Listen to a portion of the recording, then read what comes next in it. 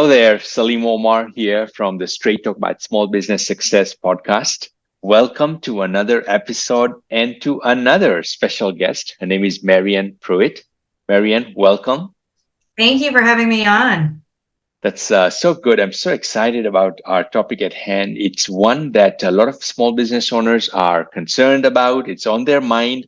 And I brought the expert who can give us more enlightenment on the subject of growth and digital marketing, growing online through online strategies, traditional strategies. So before we go much further, very quickly about Mary Ann Pruitt. She's the CEO and president of Mosaic Media, a collection of media buying experts and creative strategists who negotiate, purchase, and monitor advertising space and airtime.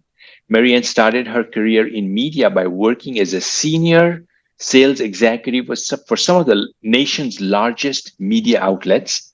After discovering her talent and love for all things media strategy, she founded Mosaic as a way to provide niche expert experience to agencies and marketing departments across the country. You work with businesses, Mary Ann, in so many different industries, sizes. And, we had a conversation, you and I, before we started the recording, and you were saying that you live half the time in Alaska and half the time in Florida. And, there's not that many people that I meet that live in Alaska. So I am curious to know, if you don't mind sharing, what took you to Alaska and what is life like in Alaska? Alaska, it's my home, and it will always, I was not born there, but I have the opportunity, and I say we're a global company, and I have the opportunity to live in Alaska.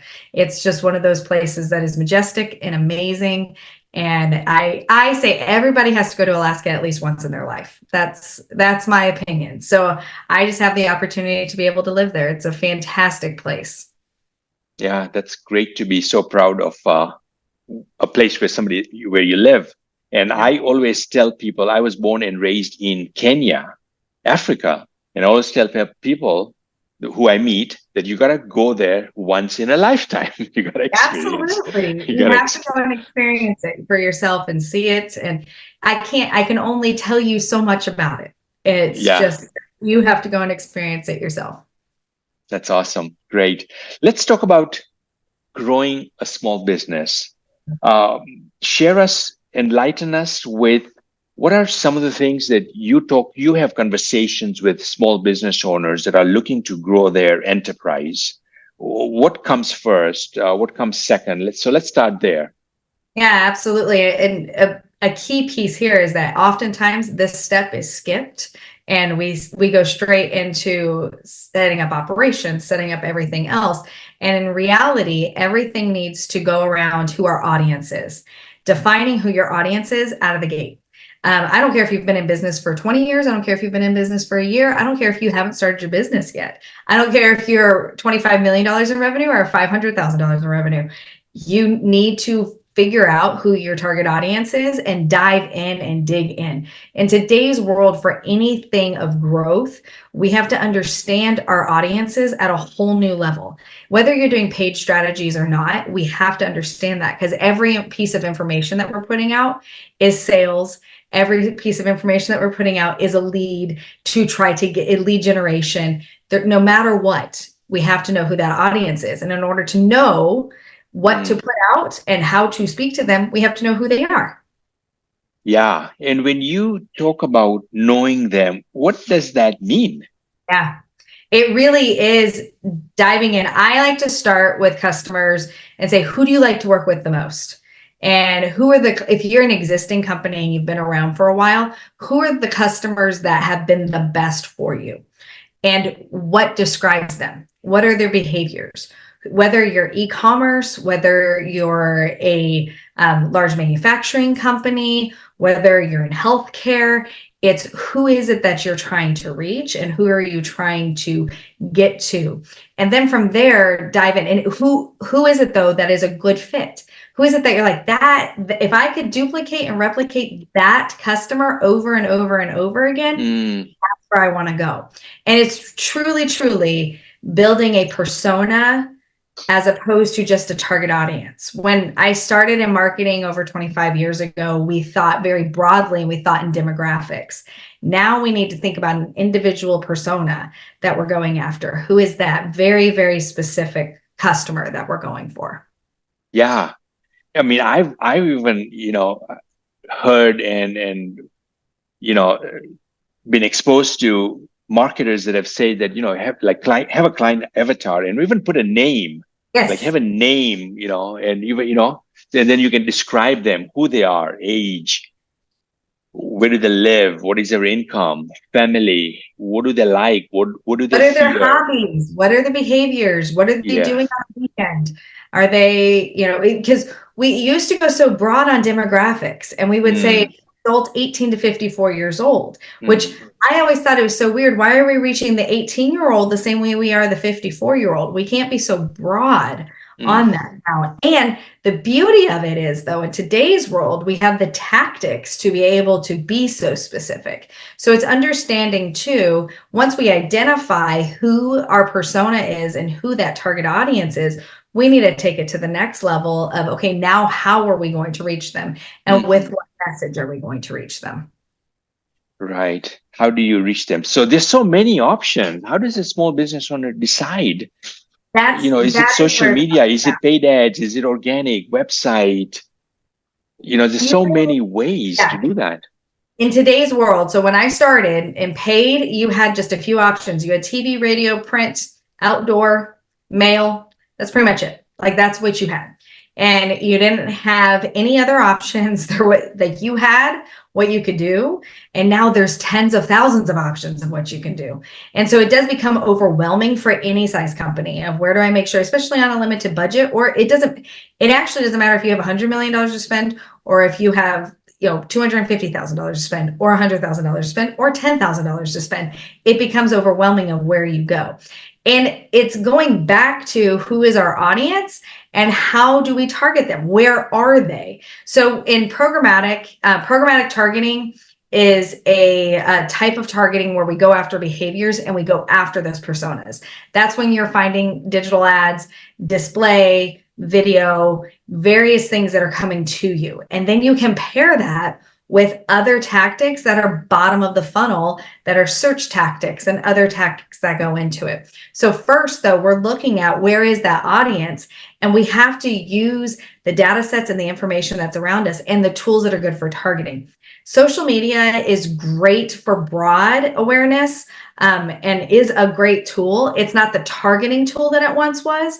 So it's good to pair it with a targeting tool like programmatic, where you can actually dive deep into the audiences and dive deep into who that individual is, put behavioral models in there, put targets very specifically, geos, incomes, very specific things that you can go after, and then make those two. This omni-channel approach is what we're trying to get to so that your audience feels like they're hearing and seeing about you everywhere. Even though your budget may have not even grown, it may be exactly the same, but you're getting more out of your budget because you're building an omni-channel approach around your very specific audience. Yeah. That makes a lot of sense. Earlier on, when you and I were talking, you said, finding a media partner is important. What do you mean? Tell us more about what a media partner is. Is it different than somebody who's a vendor? Right.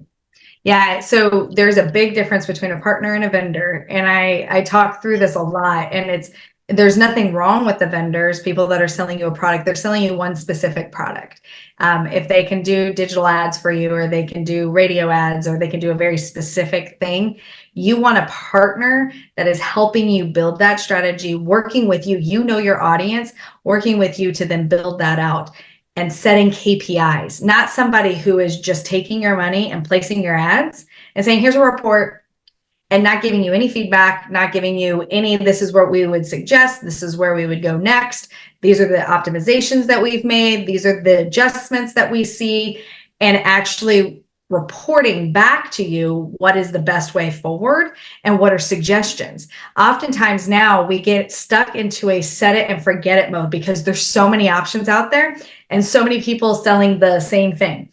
And really, they're not selling the same thing. There's a difference between the quality and somebody that's just there to take it and set it and forget it. You want that partner that is there with you, that is building a strategy, but reporting to you on those KPIs that are so important. What is your return on ad spend? What is your click-through rate? What does that mean? What are we doing conversion rates? What are we doing? Finding out who's actually going to your website, how long they've been there, what are they doing on the website? All these different things that really play into it, that get into the nitty gritty, as opposed to just, yeah, we ran the ads. This is how many impressions you got. This is how many clicks you got. We're good. That's not what you want. You don't want that. You don't want just that generic, these are the impressions and these are the clicks. You want somebody that's in there understanding and talking to you about your increasing your sales, talking to you about defining what a lead means, talking to you and actually finding a way to get you leads. What came to my mind as you started sharing the difference between a partner and a vendor is, it almost came across to me as like a partner's more holistic. They're looking kind of at the bigger picture. It's more strategy than big tactical. It's not going down a rabbit hole of like, I'm going to do paid ads, I'm going to do social media or whatever, what have you. They're just kind of looking at what's going to be that omni-channel presence that you're talking about, and starting from perhaps with one of them, right? Can do all the stuff in the channel together. You start with one and then build it. You're having a partner start with you to build that whole omni-channel approach, where a partner can do the tactical, can do the back-end optimizations, can do all of those things for you, but they're helping you build the roadmap and the strategy together based on your business goals. What are the business problems we're trying to solve? What are the business goals we're trying to achieve? That's what a paid media partner is. That's where the strategy comes in. And we get into like impressions. There are people all day long who will say, I'll get you, millions and millions of impressions. We're in the day where we have to look at a quality impression. MFAs, which are made for advertising sites, are a real problem right now, where your ads, you may be getting millions and millions of impressions, but bots and MFAs are where your ads are showing up. And that's where you have to really get a partner you're getting quality impressions where your audience actually is. And when you're getting the clicks, it's going to your audience. It's not broad and just generic and not actually being seen by eyeballs. It's just being out there. And that's another piece of a partner, is somebody they can explain it to you and actually show you, this is why this is quality. You're not just showing up on sites to show up on sites. You want those brand protections in there. Yeah, this is so good. Really grateful for you sharing all this information. I want to kind of switch gears. Beyond what we have talked about, what are some common mistakes that you see businesses make when it comes to growth? Yeah. A lot of times, first, biting off more than you can chew. It's okay to gradually get there. That's number one. Number two is really truly not knowing your audience. You've got to take the time and slow down and get to know your audience. And frankly, that's biting off more than you can chew, because oftentimes we're so eager to just go do something that we are not taking the time to actually define that persona that we want to target. And then also thinking about just the message and not how we're going to deliver the message. A lot of times people are like, I want the best TV commercial in the world. It doesn't matter if you have the best TV commercial in the world if you're not reaching the right audience with that commercial. So those are other things that end up happening as well. And another and final thing is truly just doing the vendor model, where you have you as the business owner or the CEO or the executive or the CMO trying to work with so many different vendors and you trying to keep it straight. At the end of the day, find that partner that can help manage if there's any vendors that have to be around, or if there's anybody else that has to be involved, but you have that, it's like an in-house team for you as a resource when it's a true partner. And that's another mistake that's often made. Yeah, that's awesome.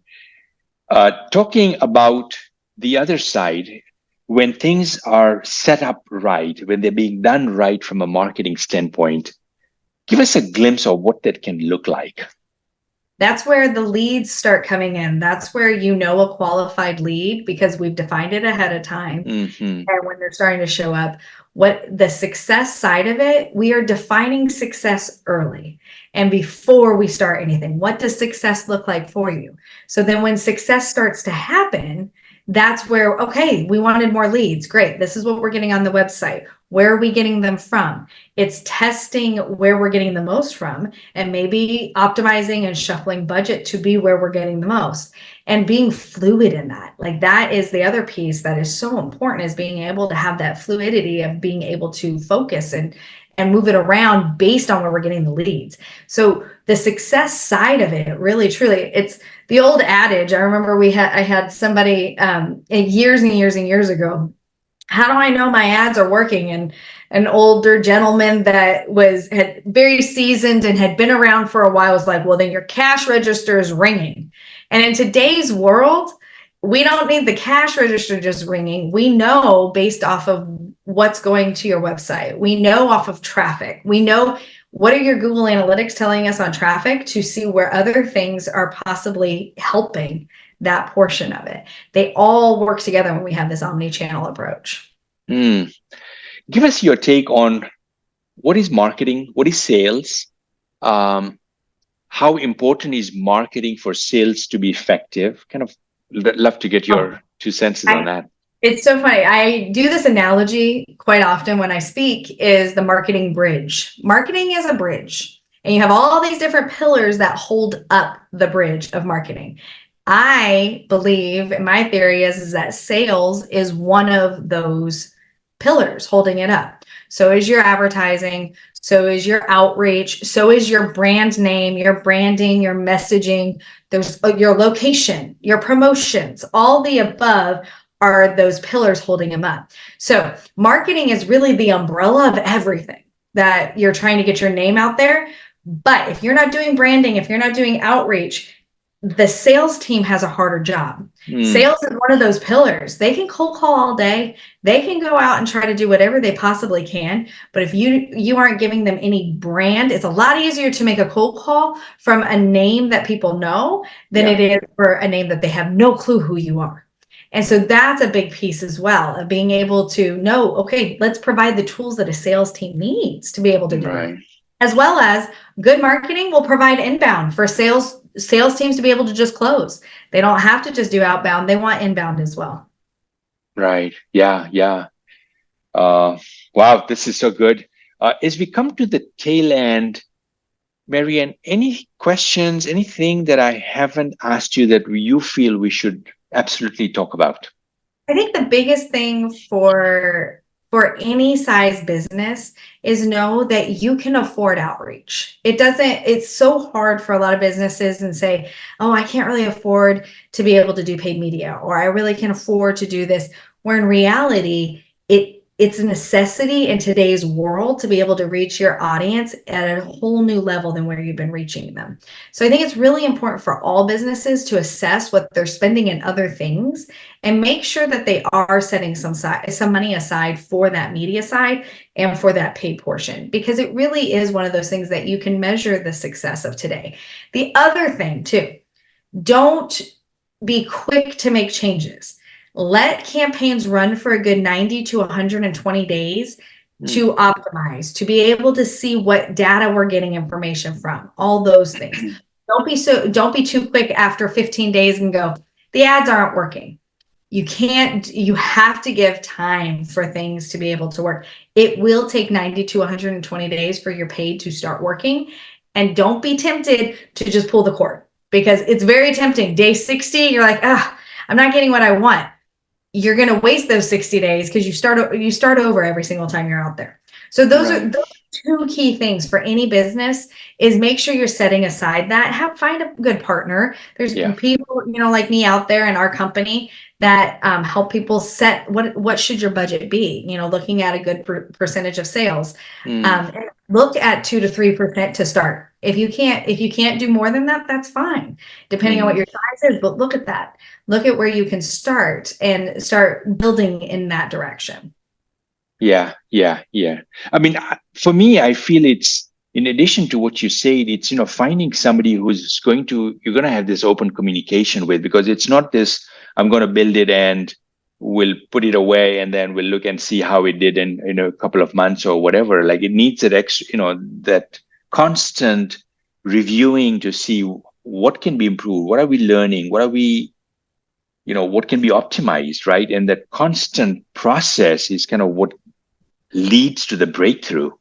And have that professional team and partner to help you with it. But that's what we do. We have those regular meetings in the beginning, or because it's our team is optimizing daily to see what's working. And that's what a good partner is on the back end, making sure that things are being updated regularly. Are we seeing anything weird? Are we seeing anything on our end that we need to be doing differently?